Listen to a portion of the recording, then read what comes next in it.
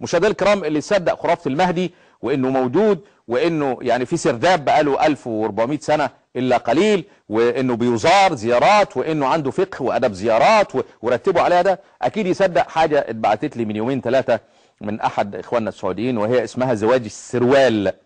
ايه زواج السروال؟ ده زواج جديد عند الشيعة بس في البلدان اللي هي غير ناطقة بالعربية. في باكستان ولد باكستاني في قطر بيشتغل، عزم اخ السعودي ده ولقى حلوى بيوزع حلوى، خير يا فلان؟ قال له والله انا انجبت ولد. قال له انجبت ولد؟ ما انت بقالك سنتين شغال في قطر هنا، انت انجبت ولد ازاي يعني؟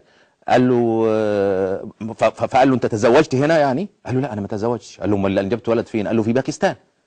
طب امال ازاي انت قاعد هنا بقالك سنتين ومراتك جابت ولد في باكستان؟ قال له عشان انا تركت السروال. قال له سروال ايه؟ قال له احنا عندنا المراجع المعممين افتونا ان تترك السروال في بلدك وتلاقي ولد ورا الثاني ورا الثالث وانت عايش. يعني ممكن تقعد 5 سنين في السعوديه او في قطر او في البحرين وتلاقي 5 ولاد جولك بالتناوب على وتقبلهم باسمك. تخيلوا، هذا نوع من انواع الزواج لدى الشيعه اقنعوا به عوامهم.